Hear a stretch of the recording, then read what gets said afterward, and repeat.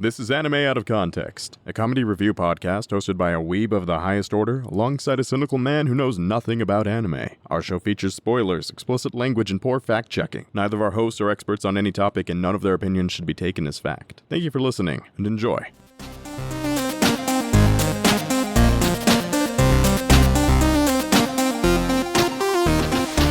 Hello and welcome to Anime Out of Context, the show where I attempt to explain the sometimes weird, sometimes wonderful, but always hilarious world of anime. And I've made the very unsafe bet of my life savings and the condo on my survival this week.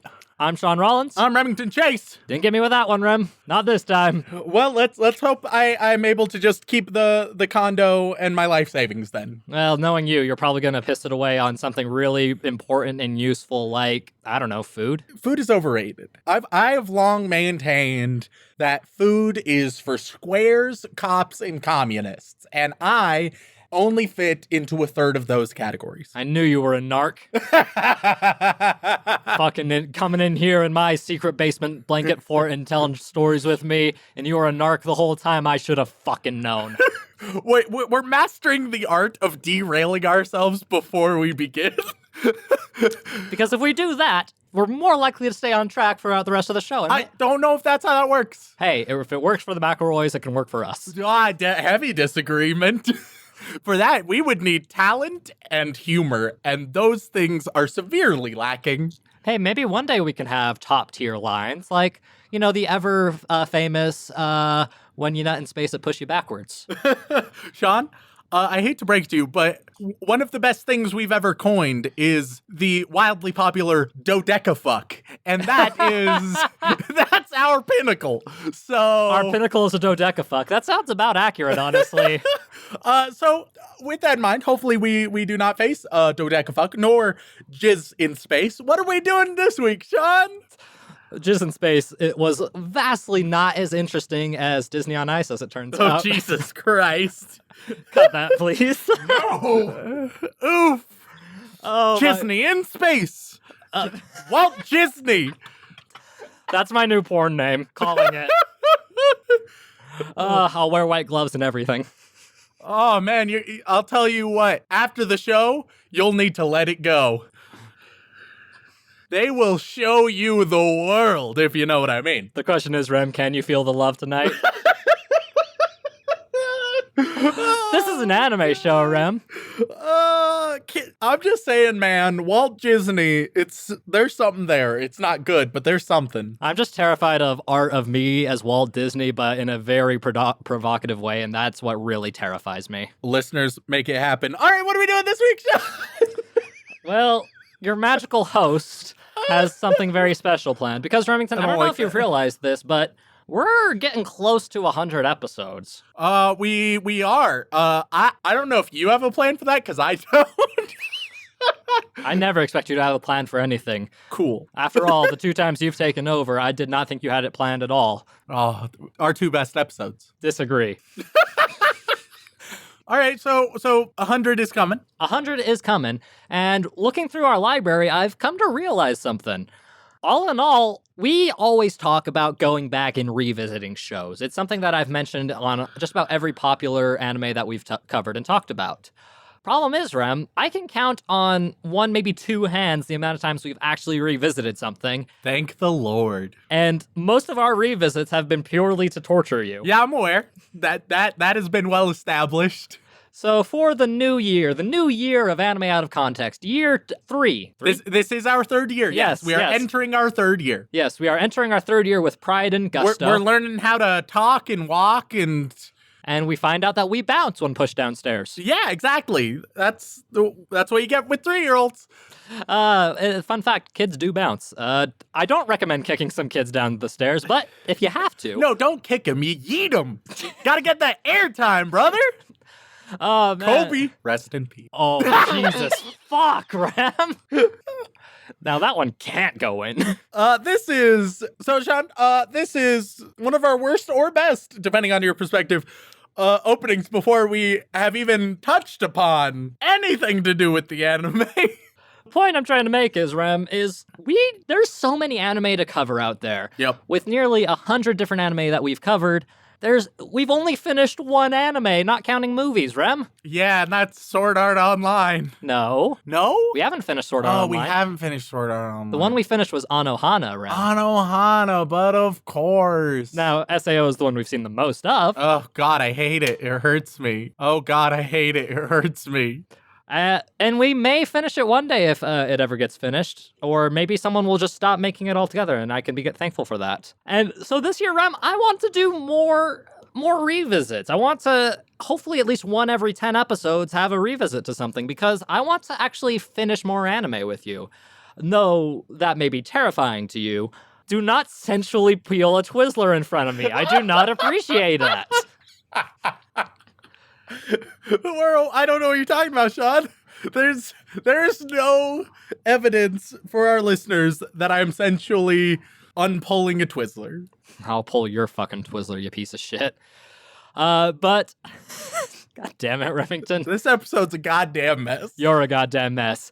And so from now on, I think at least one every 10 episodes, maybe one every 5 or 6, depending on how I'm feeling. I want to do at least one revisit so we can try and finish more anime. Because ultimately, all of your opinions have been based on first looks, which can be a very important way to judge an anime. Problem is some of the best animes are viewed as a whole, and when you finish them is when their true value really shines through. All right, so from all of this, I'm taking a wild guess that we're finishing an anime today, Shaun. If we were finishing this anime today, you would probably kill yourself. Oh, okay, so fuck that preamble then. It's more about revisiting than actually finishing. If you want to finish it in one go, you're more than welcome to. Probably not. It's a really good one, though. Skeptical. One of my favorite of all time. That is meaningless to me. Why do you have to hurt me this way, Rem? Do not lick the Twizzler.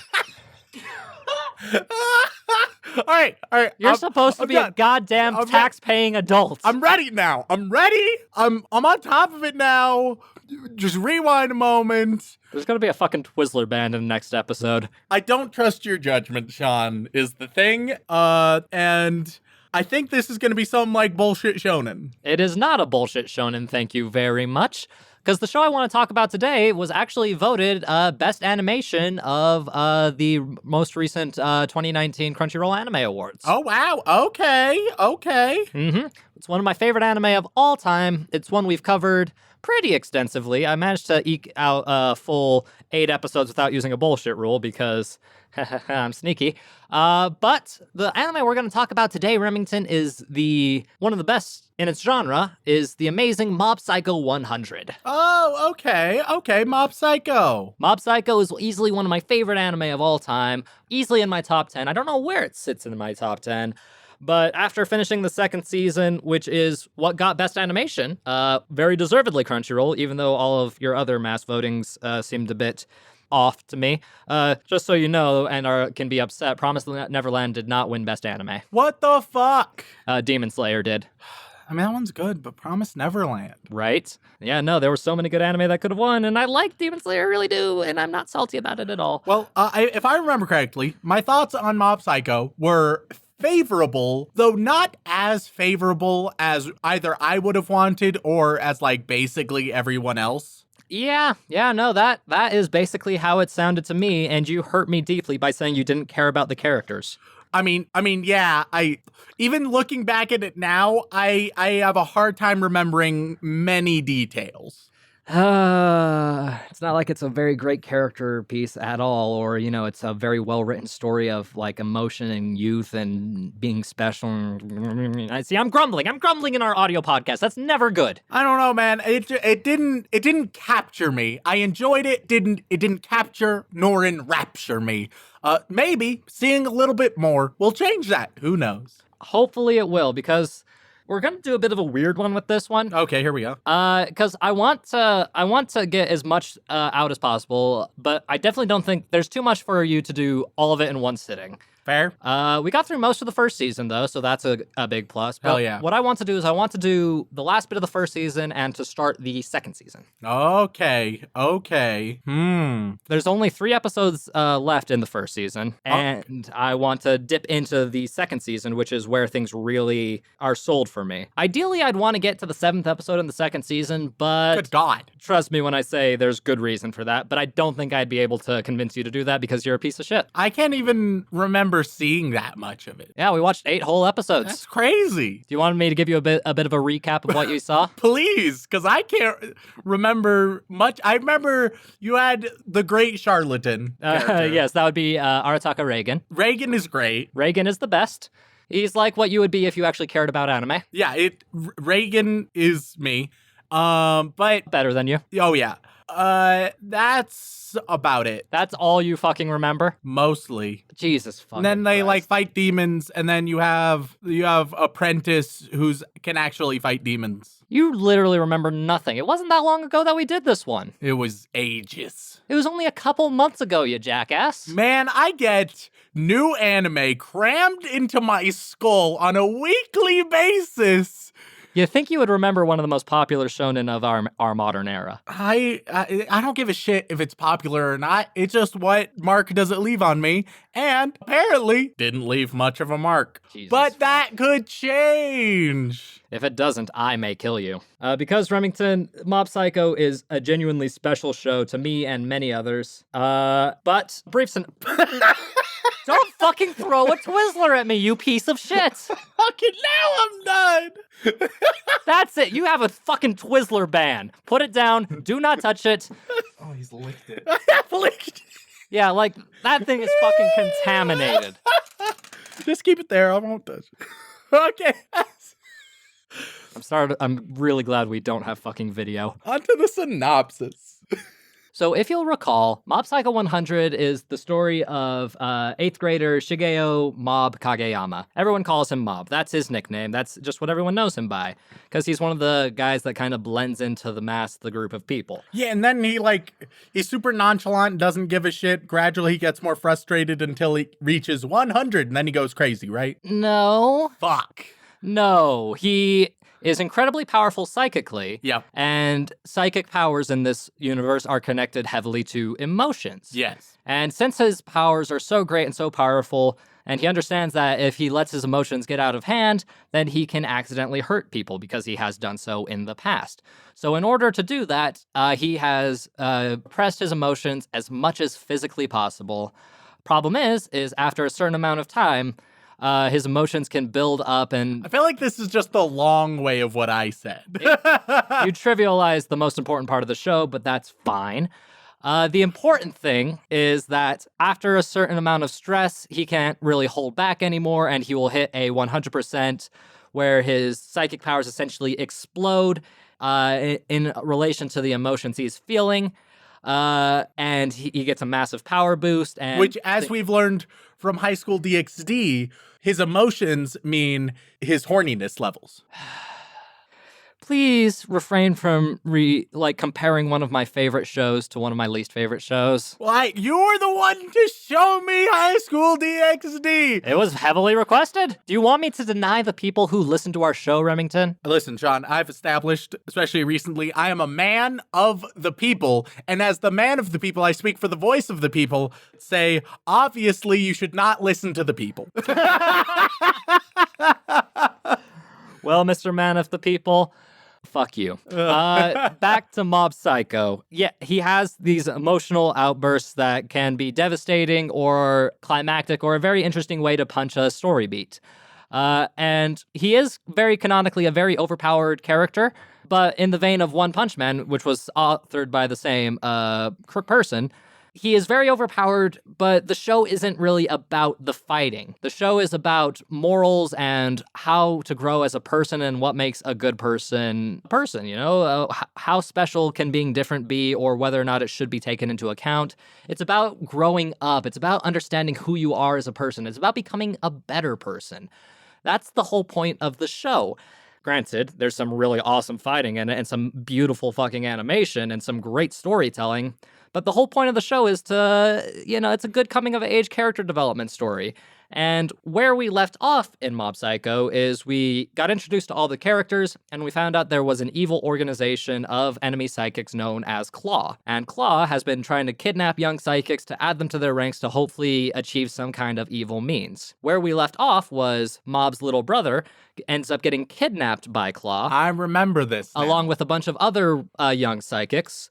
And Mob is in the process of going to try and rescue his younger brother while fighting all of the evil members of Claw and defeating them amongst the process to rescue his brother and hopefully get him home safe. Because, again, this is a show about caring and love and the power of friendship and all that good, sweet, delicious shonen stuff. My Little Pony and Friendship is Magic and Mob Psycho 100 and all that jazz. How was that low-hanging fruit? How did it taste? It's the only kind I've ever known. So you're not willing to make the effort to go up just one more branch? Nah. Couldn't make the Captain Planet reference. You couldn't go that higher? Definitely not. No. No? I'm scraping the bottom of the barrel at all times. The power of your heart wasn't in it, per se? First of all, can we talk about how misplaced the heart in Captain Planet was? What are you talking about? It's the 5 basic elements. Earth, wind, fire, water, and heart. I don't know, man. Organs seem a bit different. They just don't seem like they belong. Oh, it's not about the organs. It's about the pure sexual prowess.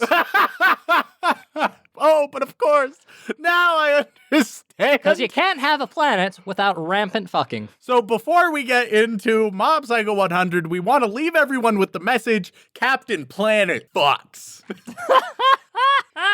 If Mass Effect taught me anything, it's that blue gets the job done. Hell yeah, brother.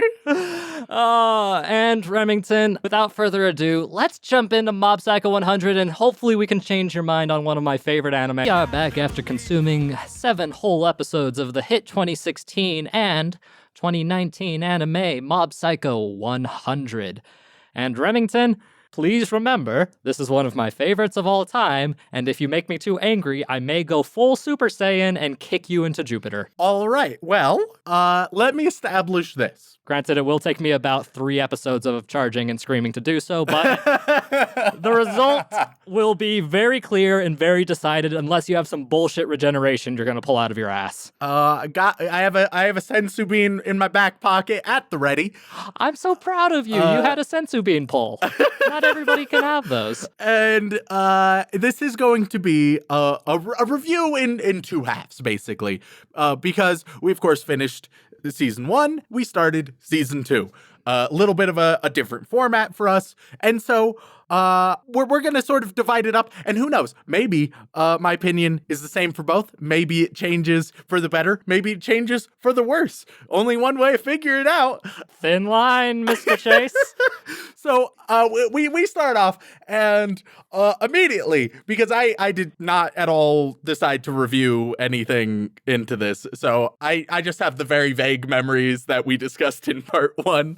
You didn't look up like a fucking Spark Notes on it or anything? Nah. It took a minute to remember what the fuck was going on because a whole lot is happening in episode 9. Yeah, we left off last time at a bit of a cliffhanger because I wanted to get you to watch as much as possible without using one of my bullshit rules. And it was a reasonable part to stop at. Just one heck of a point to start back at. Because there's just a whole lot of characters I had to be like, oh yeah, they exist. And of course, we were introduced to a bunch of like mediocre amateur up and coming psychics, essentially. Right. And now we get more introduced to them because they sort of existed, but not really before. But now we properly get introduced to them. They are one of the key focal points of the Claw facility break-in. Yeah. And immediately I'm shoved in with the unique, so bad that it's actually decent character design. Because the character design, it's not good.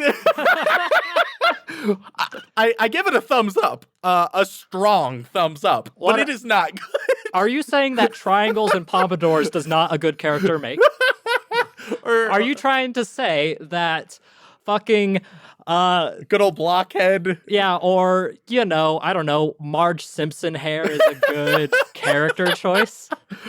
What are you trying to say to me, Remington? No, I say this with all the love in the world. It's some of the single worst character design in literally any anime, but they go balls to the wall and it works. Sometimes balls to the chin, but that's different. Oh God. Then we all of the rejects, along with Mob's brother Ritu, are in jail. Essentially, they're in Claw jail in the secret organization. Most people call that kidnapping. Good old kidnapping. And there's some lackeys, and then there's also a Men in Black Balchinian is there hanging around. What's great, that refers to two characters. You may not immediately know who I'm referring to. I'm talking to not the lackey Balchinian, but the Scar Balchinian, who has the psychic ability to essentially instill in you sort of hypnotic hallucinations and the like. So he goes in, and at first it seems like we're about to get some straight up child murder, because all the kids have agreed we're not going to show off our psychic abilities. Well, it's just been a mistake. He takes Square Boy. I do not give a shit about what his name is. The show doesn't give a shit about what his name is. His head is a square, a cube rather, and that's it. The only reason I'm going to agree with you is because they make a joke about it's like, who are you guys again? Yeah, no, it knows that they are tangential. Kaito, by the way, is Square sure. Boy. So they take Cube Man and they drag him back with a bloody dagger, and he's bloody and lifeless. And it's like, oh no, he's been murdered. And so at first I was like, maybe child murder, but I'm skeptical. I don't think. Because I don't think that Mob Psycho 100 can resist itself. And I'll explain what I mean by that a little bit later. And sure enough, yeah, it's just a hallucination. I'm not going to get into too many of the details here. They try to make a breakout. Meanwhile, you also have Mob and Marge and Dimple all going in, and Teruki is the Marge Simpson. Oh man, I'm not gonna remember that. It's Marge Simpson. Oh, so God. Mob, Marge, and Dimple are trying to break in. At the same time, you have the rejects and Ritsu breaking out. And this episode was a little bit rough. Had to try and get back into it. But I just did not care, which I remember being a bit of a struggle in the first time we visited Mob Psycho. It was pretty good, but I didn't really care. It's like the opposite of like Silent Voice for me, where it's like Silent Voice, it had a lot of flaws to it, but it was very emotionally captivating. Mob Psycho 100, it's very well done and has all the right ingredients that I like, but I don't give a shit. And that is step one to my screaming. But maybe that'll change. We will see. Swear to God, man. Or it's a little bit like, it's also like the anti Bunny Girl Senpai anime, where it's like that one I wanted to hate, but sort of liked. This one I really want to love, but can't bring myself to adore it, at least up till this point. And so the first episode, but I was being introduced to a lot, had to get back in the rhythm. Maybe that'll change. Within the second episode, a few things become pretty clear, because now the reject crew and Ritsu, they've broken out, right? Meanwhile, Mob, Marge, and Dimple, they've broken in. And there's many exposition dumps through these couple of episodes, which ain't great because it is towards the end of the season, which is a weird spot to put a bunch of exposition dumps. But there are copious amounts. It's a whole lot of, I am this character. This is what I do. This is my motivation. By the way, this is the part of the group I'm in, and things like that. There's a ton of that. Also, I think at this stage, Mob Psycho 100 leans a little too strongly on one joke. One very specific joke. It's not the only joke it has, but it's a joke it can't help from making every single time up to this point.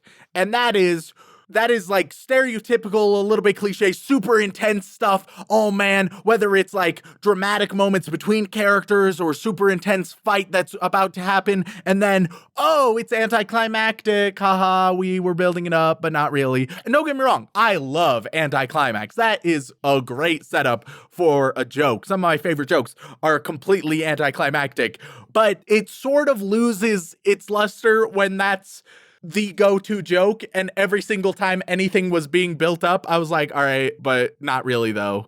And if you can't invest yourself into it, then the joke doesn't really land, because the joke, you're supposed to be invested, and then it's supposed to surprise you.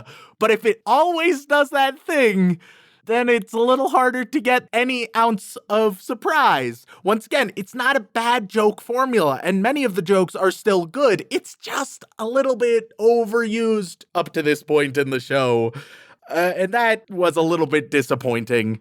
There also was like no sense of urgency or intensity or threats, even when they were sort of trying to build that up. And a part of that is just because, like, Mob can obviously take down anything at any time because he's Mob, and that's the point. But also, they just sort of had decided to do, like, a boss rush of Claw members. And Claw, they're part of... They're a bunch of homies who have been hand-chosen by mysterious higher-up, and they all have scars on because I think it was that, like, the CEO, big boss, whatever the fuck, had to, like, trial by fire their asses and left them with a scar. They used a scar to dictate their position. They had to have a very clear scar that was usually on the face or head in some regards, to show their authority, you know, very, it's a stereotypical anime trope where, hey, the big bad group, they all have a certain symbol on their bodies that you have to look for. Some animes, it's a symbol on the eye. Some animes, it's literally a number on their body somewhere. And it can be amusing and sometimes fun for power levels and reveals and such, but in this case, it's kind of taking the piss out of the trope. Yeah. And a lot of the members of Claw are pretty interesting. They have unique powers. They have unique designs. But in this episode alone, I think we're introduced to like 6, possibly more, but around 6 different Claw members who it will give you an exposition dump, be like, oh, they're real interesting, only to have them immediately be defeated in almost every single case. And it just runs through them so quickly at breakneck pace. And I felt like they could have... I don't need, like, Dragon Ball Z pacing by any means. But I could have allowed them to slow down just a little bit. Because it didn't allow me to give a shit about anything. And I think it sort of leads into one of the problems that whole intense moment, anticlimax joke can lead to, and that's there are a whole lot of really neat ideas that are happening with Mob Psycho 100, but it will dump them far too soon. And now I understand that in some circumstances, that only enhances the joke, and that's totally fine. However, when you do it every single time, it diminishes the joke and also diminishes the intensity. You get a little bit of the worst of both worlds. Where there's still some decent moments, but it's just a little bit less than it could be on many fronts. Because, like, we're introduced to a girl who can control a bunch of dolls, which is neat. One girl, it just fights really well, essentially. She's based off of Goku, if that wasn't obvious. Yeah. One dude is just a Pokemon trainer, but with demons. And is very likely a sexual offender of some kind. Yeah. And it's like, there's lots of interesting stuff working with there, but so often it'll be like, really cool thing.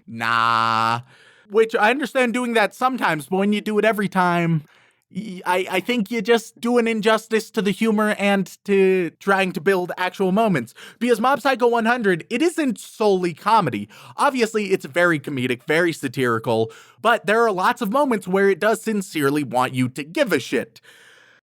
So as they're fighting, the next episode, it's continuing, but in episode, let's see, it would be 11. Episode 11, oh dear God, we get Reagan back. Yes. I thought you'd like that. And oh my God, I didn't realize how much this was needed because episode 9 and 10, mediocre at best. Episode 11, all right, stuff finally is becoming interesting again, and that is largely because of Reagan. Reagan shows up. He's super charismatic.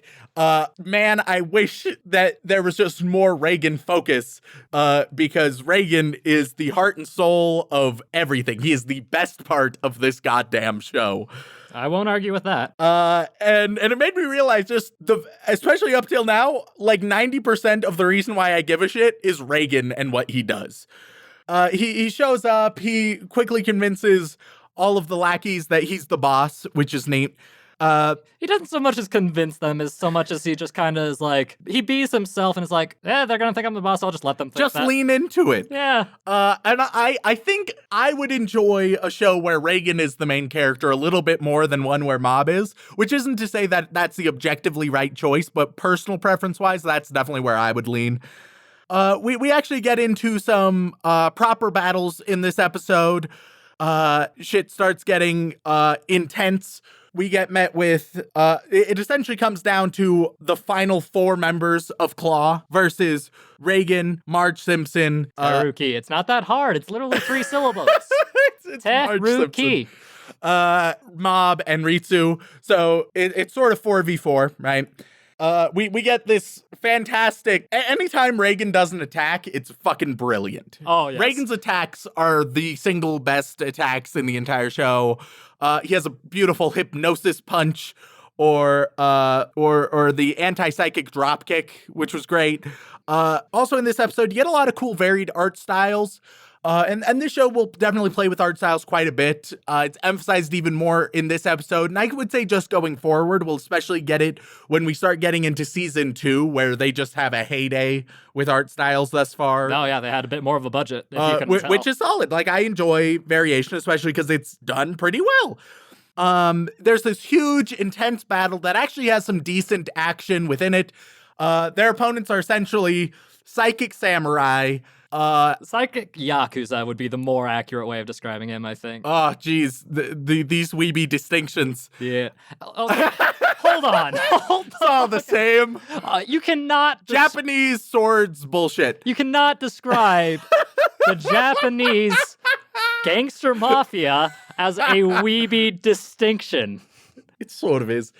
Samurai, Yakuza, they got a sword, they want to slice you. And Al Capone was just an Italian fanboy. What the fuck is wrong with you? Then we have we have like a gravity psychic. We have sort of like he can copy himself psychic. Yeah. I don't know the best way to describe that. Doppelganger psychic, maybe. Sure. And then we have Pokemon trainer psychic. And so you get some nice action. An atrocity is committed in this episode also. Oh, yeah. And that is Marge Simpson's hair gets cut off. Teruki. The hair is cut off, and that's an abomination upon mankind. And as the fight is getting really, really intense, a sort of question is Mob going to use his powers and just eliminate the shit out of the opponents? Because Marge Simpson and the brother Ritsu, they're struggling. And Reagan, of course, is just saying, we should leave. You shouldn't use your powers on them. We should go, right? And he actually prevents Mob from using the powers to save his brother and Marge Simpson. And then in a super intense moment, Reagan gets sliced almost in 2. It's an intense slice that would have a lot more tension within it if this show hadn't undermined any moment of tension before. So that's how the episode ends. And they definitely want you to believe there's a chance or even a likelihood that Reagan is dead. Of course he's not dead. I couldn't even bring myself to like suspend my disbelief for even a second because the show does not work like that.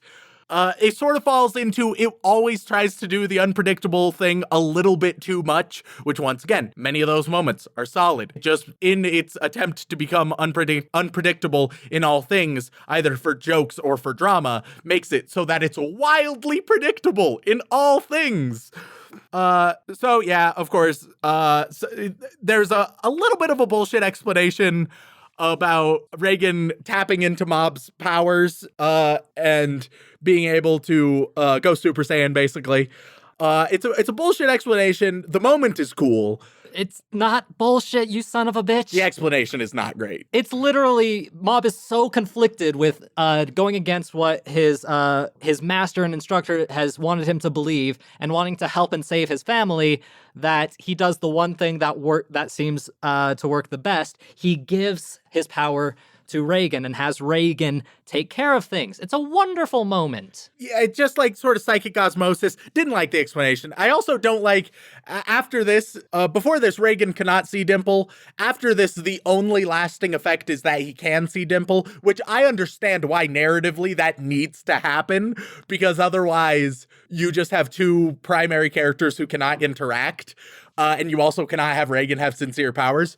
But once again, a little bit iffy on the explanation. Narratively, yes, right move, proper.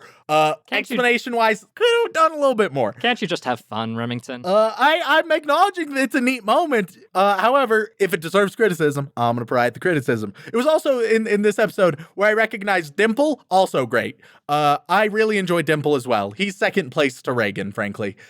He has some solid moments. He's sassy. He's ridiculous.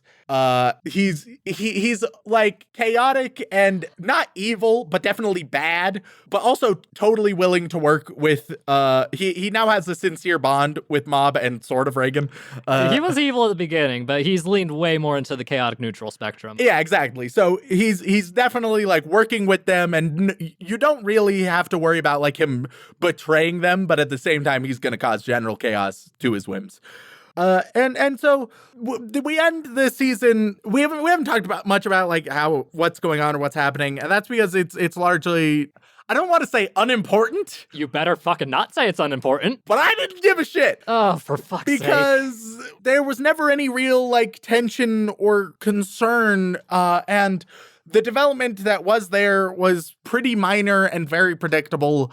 And so there were nice moments, but it felt like the sum of the first season of Mob Psycho 100 was less than the sum of its parts.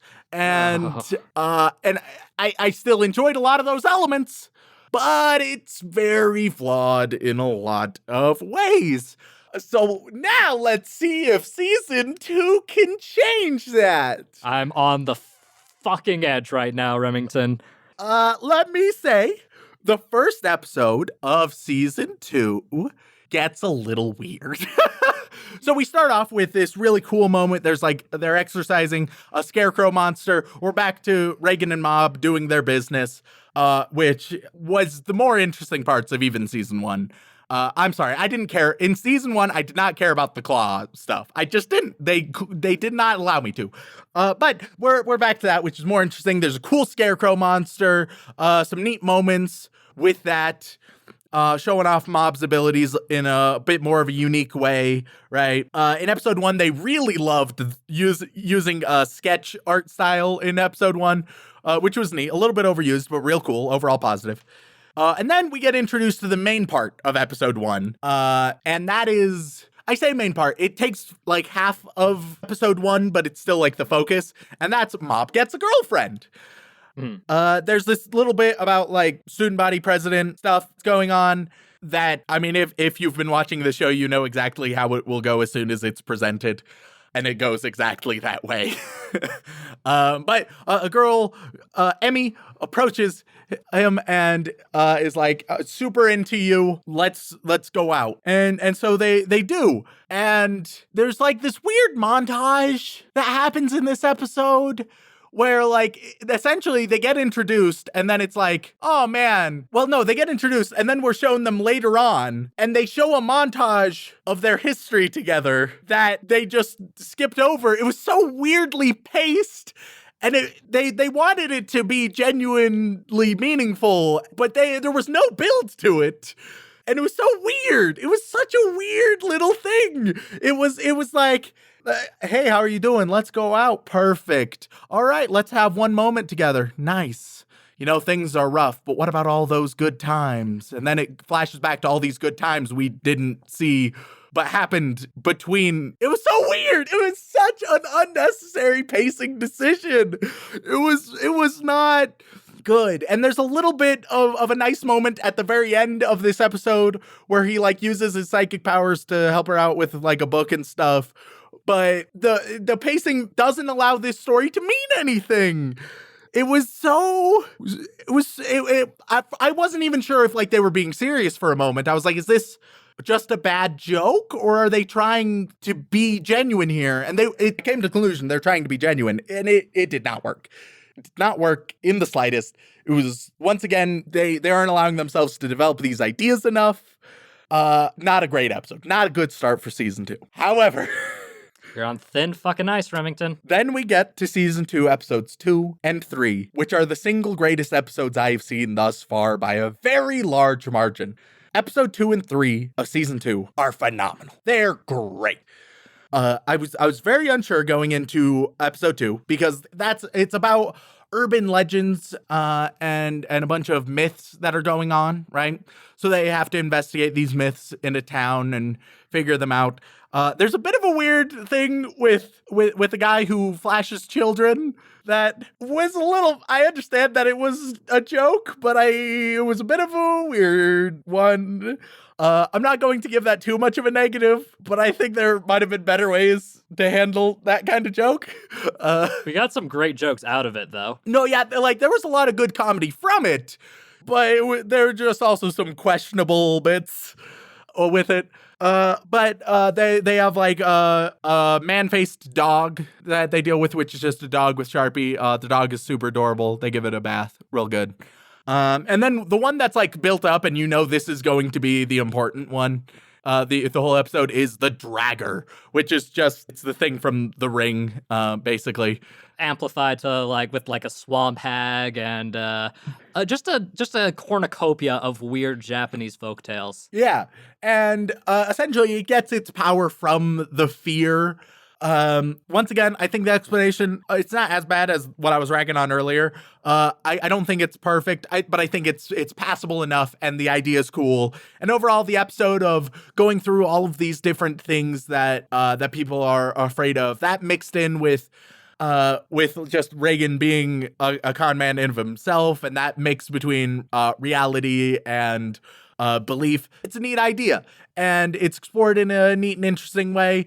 The episode's a fun one. It's a good episode. Episode 3 is the best episode we've seen so far. Oh, thank fuck. I thought you were going to start criticizing it, and then I was going to have to kill you. I have several pens right in front of me. I could just take one and just dartboard Because here's the thing. It's clear that in season 2, they want to be a little bit more serious than in season 1. That does not mean that they lack comedy. That does not mean that they lack satire. They keep those things in very large degree. But they're trying to actually implement some consequences here. Now, that's a little bit difficult, especially for my criticisms in episode 1, because they've somewhat shown themselves to have a lot of inconsequential actions. So in season 2, they are trying much harder, from what I can see so far in every episode, to have consequences so that there are actual stakes and drama, right? While trying to preserve that same level of comedy. And episode 3 is the first time that they really hit their stride when doing this. It opens up and there's a guy asking, essentially, he wants to put a curse on someone and asks Reagan to do that. Reagan just writes the word curse on a thing, hands it over. There you go. And Mob sort of has a discussion with Reagan about, like, if that's okay. The first time we're seeing Mob really think for himself in a large way. And I like the idea of like a placebo curse, even if it is not real. Can that still have negative effects either on the person that is handing it to someone or the person receiving it, right? And this episode deals a lot with belief, reality, and feelings, and how those things affect one another, and the feedback loop between those things. Which is the point of the show, but thank you, continue. I understand that largely it's the point of the show. This episode is the first one to handle it in a really good way.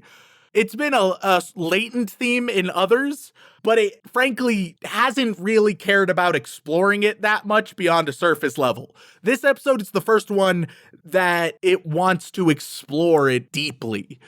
Which is why I was much more fascinated. There's actually like levels of morality in this episode. We also get a case where this girl is being stalked by a spirit outside of her window on a 5th-story building.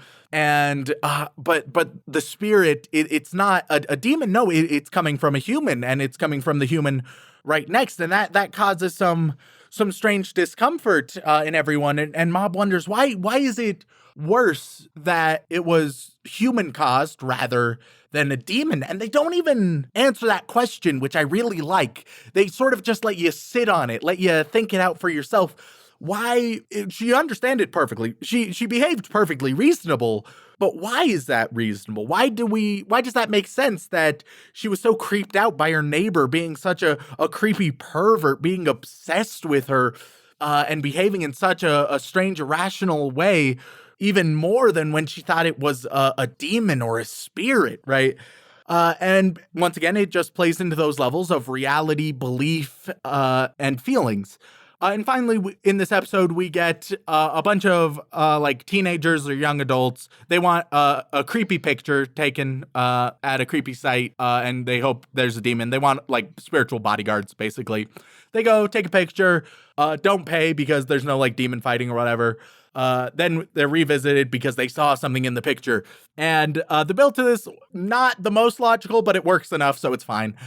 They go back, they visit it, and the spirit in the picture, it's not some evil demon. No, it's just a family of spirits that died tragically and just wants to keep going on in their nice spiritual undead selves. They don't want to mess with anybody. They don't want to be messed with. And that provides another moral quandary for Mob, because now, one, he has a job to do. And of course, Reagan has told him that's what he should do. And they're just spirits anyway, but they seem to have sentience, to have feelings, and he doesn't feel comfortable doing that. And he's being pulled in multiple directions. Eventually, Reagan essentially says, like, go with your feelings. That's fine. Totally valid. It's fine to trust yourself sometimes, essentially. He does a fake exorcism, and all works out in the end, right? And this episode, it finally introduced ambiguity into this show, which thus far, there's been brief moments, but I think most people could at least recognize that up till now, there's not been a terrible amount of ambiguity. There's been moments where it's been poked, but not moments where it's been truly explored. For most of the 7 episodes we were watching, I thought I was going to leave here saying, I thought it was going to end up being like Toradora, where I go and think that it was like flawed but decent, but end up thinking, oh no, I just don't like it. But you really got to bring up Toradora again, don't you? Every chance I can. You know that's our most requested revisit right now, right? Hell yeah, brother. Because people are very pissed at you. I will only continue to crush streams. But I ended up coming to a much more generous conclusion of it seems to actually be hitting its stride in a way that's more compelling to me. Once again, I do not think that season 1 or even the first episode of season 2 are necessarily bad. I do feel like, for me personally, it's difficult to care about them. It doesn't feel like there are stakes or consequences to the degree that I would like. It feels like the pacing is a little bit off, that the jokes are often a little bit too predictable. It has all the right ingredients, but I just don't think it utilizes them as well as it could. But in episode 3 of season 2, it's starting to show that it's figured out what it can do, what it can be, and I'm far more interested in that. Good. Very good, Remington, because I was bubbling. I was on the boiling point. I was steaming. I was on the precipice of pain and torture, and I have all kinds of dark and mysterious things I could show you that would cause you undue trauma and torment. But I took a risk. I thought to myself, I got to get my friend, one of my best friends in the whole world, contrary to popular belief. to believe that this is one of my favorite shows and it is special and it has a core underlying meaning that is important. You're on the right track, Remington. I'm not gonna go full Super Saiyan on you right now. Yay, I get to live another day. Mostly because, let's be honest, I need to work out just a little bit more before I can obtain that. Unless Dragon Ball Super is to be believed, and then I just need to focus it in my back. I mean, hey, you can go back to Mob Psycho's brother. Go visit One Punch Man. Yeah, and just do that routine. 100 sit-ups, 100 push-ups, and a 10-mile run every single day. Yeah. There you a banana in the morning is fine. Don't have the AC on. Yeah, no, I get the joke. I get the meme. I feel like that's not the most healthy way to exercise. Yeah, probably not. Sorry, weebs. But I definitely, I'm not going to apologize for my previous opinions on it. I'm not going to apologize for my opinions on most of the first season of Mob Psycho. You never apologize for any of your opinions, Remington. But at least now I've been shown hope. In season 2, they want to explore more deeply than in season 1. And I think that is what it was really missing. Okay. I will give you some clarification then.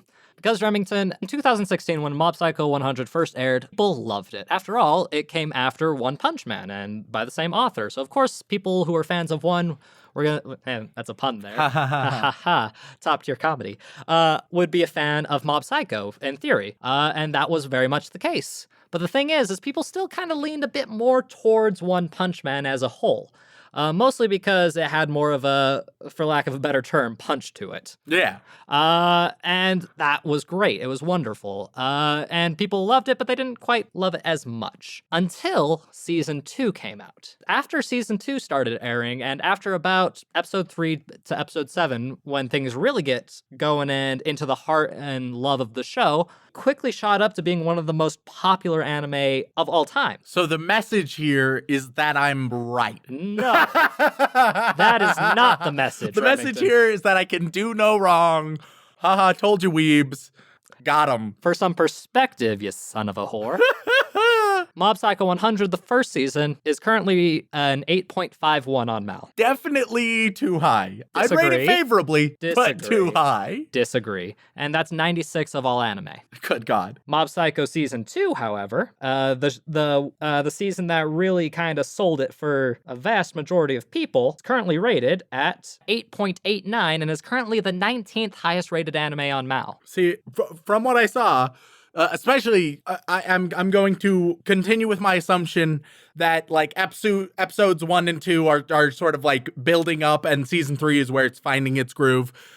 So I'll see more like episode 3 and not like episode 1. I think that might be more fair. It still might be a little bit high for my personal taste, but it's much closer to being accurate. But this is a show I really wanted to love, and I was worried that by the end of it, I not only would only feel slightly good or even mediocre, that I would just hate it, or at least actively dislike it.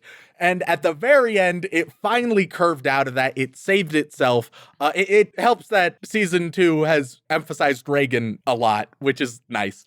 Yeah, no, season 2 is where Reagan gets all of his major character development. In fact, the next couple episodes next couple episodes are going to be mob focused, and then followed by that, it's going to be a series of Reagan focused. And I'm okay with mob focused episodes, but I need some Reagan. The 2 episodes that had no Reagan, oh God, they bottomed out at times. I need some Reagan in there. At least give me a goddamn cameo. An episode with no Reagan might skip a couple of those, but other than that. Okay, now I'm back to the boiling point, Remington.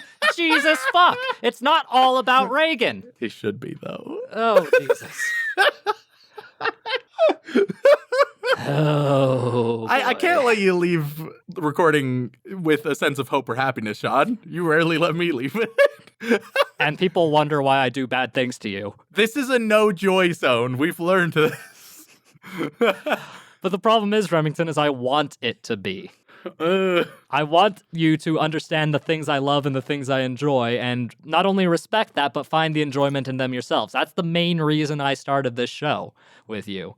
followed by the fact that you're a dick and I need to make you hurt sometimes. Yeah, see, that's what's more prominent in my mind. That's what I associate with the podcast.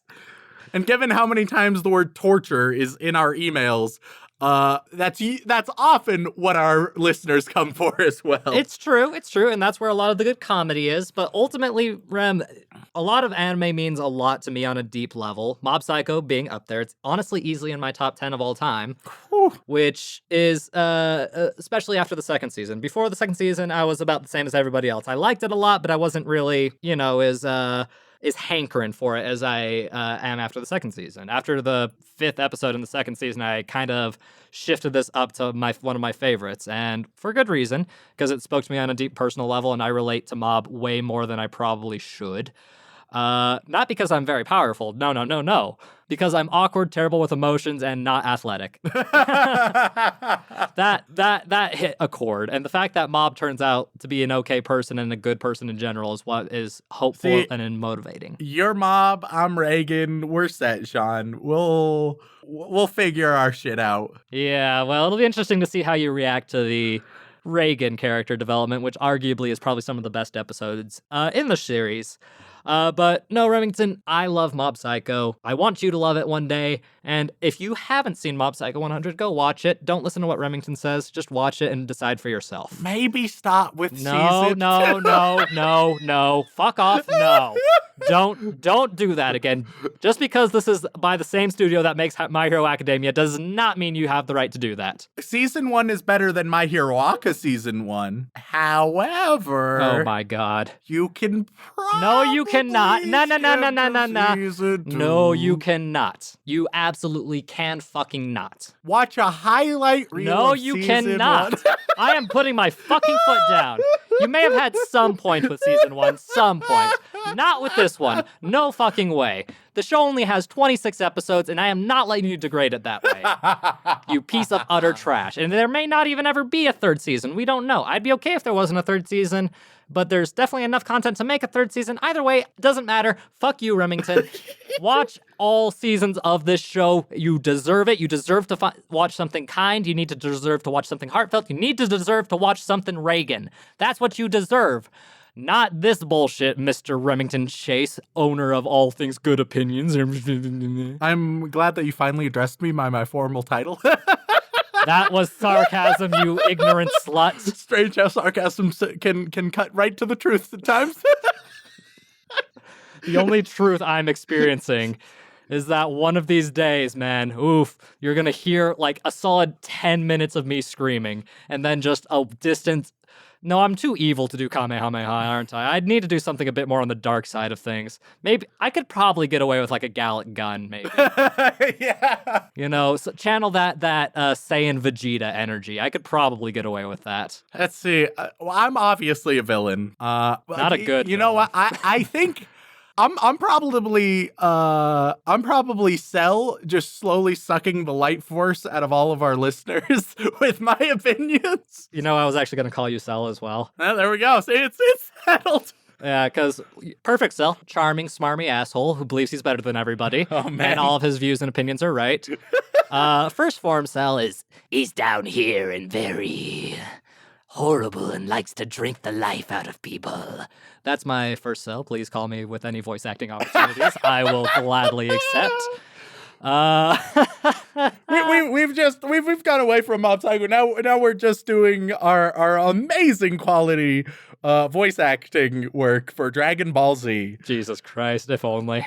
Well then, Remington, I think that's where we'll end it here. I have to ask one final time. Would you like to go watch some more Mob Psycho with me? I was so sure for 5, maybe even 6 of the 7 episodes we watched that I would be saying no right now. But the final episode we saw clinched it. I would actually be interested in that, yes. Thank fuck, because I don't want to see you drink any more of my soul and spirit, bastard. So thank you all so much for tuning in. We really appreciate it. If you enjoyed our inane banter and strange opinions and really too many Dragon Ball Z references, then please, I have a few ways you can help us. The first of which being we have a Patreon now.